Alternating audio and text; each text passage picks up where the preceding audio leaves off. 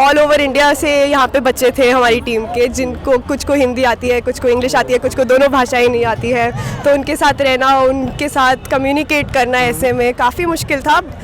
उसके बाद हमने मारा, एक और गोल मारा और हमने जीता, तो वो हमारा सबसे टफ मैच था। समय निकालना मुश्किल है, घर वालों को समझाना भी मुश्किल है, पढ़ाई के साथ साथ फुटबॉल खेलना है। ये शोर, ये शराबा जो सुन रहे हैं मेरे पीछे बैकग्राउंड में, ये क्या है? ये टाइटल की जीत है। Football Delhi women's premier league का जो घमासान लगभग 2 महीने से चल रहा था ना, वो खत्म हो गया है। और जीता किसने है? मेरे साथ गढ़वाल की मैनेजर, गढ़वाल की टॉप प्लेयर दोनों मौजूद है। श्रुति मौजूद है, इसके अलावा टीम की मैनेजर मौजूद। पहले मैनेजर से पूछेंगे क्या रणनीति बनाई थी आपने? सबको बीट किया, एक वक्त लग रहा था रेंजर्स आगे निकल रही, आपने उनको भी हरा दिया। क्या प्लान बनाया था आपने? ऐसा कुछ प्लान नहीं था, बट हम हर मैच थोड़ा सा अपना परिचय दे दिए ताकि लोग जान जाए आराम से।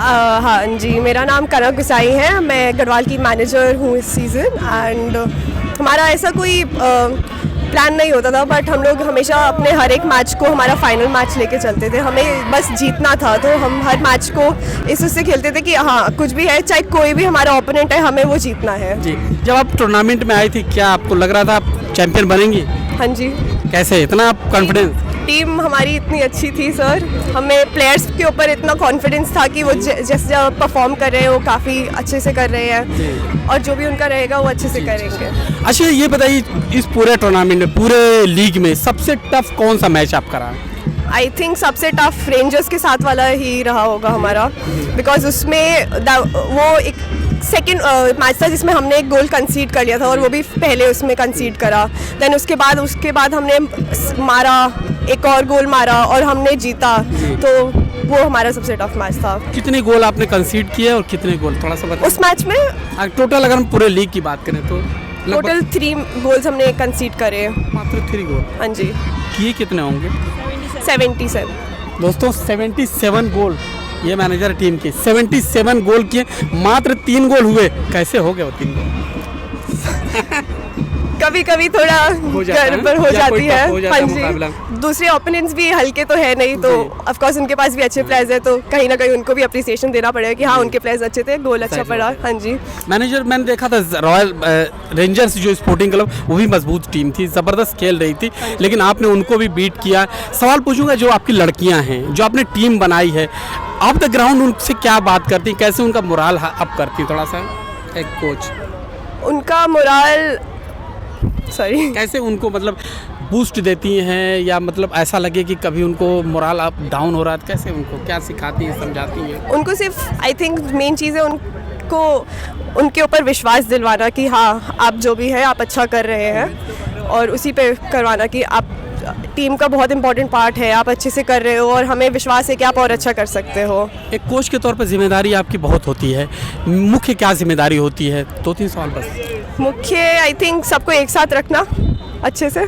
कितना मुश्किल कितना आसान है? मुश्किल ऑब्वियसली बहुत है, क्योंकि ऑल ओवर इंडिया से यहाँ पे बच्चे थे हमारी टीम के, जिनको कुछ को हिंदी आती है, कुछ को इंग्लिश आती है, कुछ को दोनों भाषाएं नहीं आती है।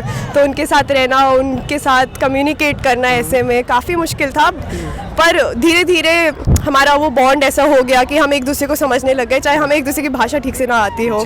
तो मुश्किल था, बट हमने कर लिया। प्लेयर एज अ मैनेजर, हाँ जी, एज अ मैनेजर जब ये लोग खेल रहे होते हैं तो उस टाइम बस यही होता है कि मैं उनको देख रही होती हूँ कि वो खेल रहे हैं, उनकी प्रैक्टिस चल रही होती है, उनका सब कुछ चल रहा होता है। एज अ मैनेजर मेरे को फिर उनका देखना पड़ता है कि वो हर जगह ठीक से पहुँचे, उनको सब कुछ ठीक से मिल रहा है या नहीं मिल रहा है, तो काफ़ी है डिफरेंस है। कभी प्लेयर्स नाराज़ भी हो जाते हैं कभी किसी बात को लेकर, या उनको प्लेइंग 11 में जगह नहीं दी, अंदर नहीं, तो कुछ ऐसा कैसे संभालती हैं?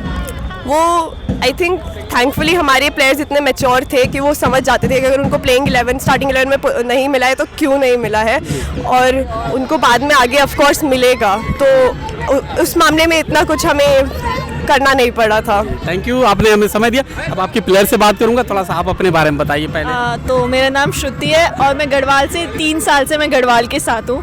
और अब मैं फाइनली मैं गढ़वाल के साथ मैंने एक विक्ट्री, एक चैम्पियनशिप का टाइटल ले लिया है। जी, कितने गोल किए आपने? मैं मिडफील्डर हूँ, मेरा कोई मिडफील्डर, आप मिडफील्डर हैं। मिडफील्डर की भूमिका क्या होती है? मिडफील्डर्स को डिफेंडिंगली भी सपोर्ट करना होता है कि वो कितना, अगर बॉल पीछे जा रही है तो आपको डिफेंस के साथ सपोर्ट करना है, और अटैकिंगली आपको बॉल प्रोवाइड करनी है स्ट्राइकर्स को कि वो गोल स्कोर कर सके। जी, तो ये होता है। अच्छा, पूरे ओवरऑल टूर्नामेंट को देखें, कैसा गया? बहुत अच्छा टूर्नामेंट गया। हमें लग रहा था कि रेंजर्स से हमारा मुकाबला बहुत स्ट्रॉन्ग होने वाला है। वो लड़कियां बहुत अच्छी है, लंबी लंबी है, उनके शूट्स अच्छे हैं, बट हम भी बहुत स्ट्रॉन्ग थे। हमने अपने एक माइंडसेट, हमारा गढ़वाल का एक मतलब जिसे कहेंगे टैग है, वन ब्रेथ वन माइंडसेट, एक सांस और एक ही दिमाग से खेलना है और जीतना है। कहाँ से आप आती हैं? मैं दिल्ली से ही हूँ। कहाँ से? दिल्ली से? दिल्ली से जहांगीरपुरी। जहांगीरपुरी से हैं।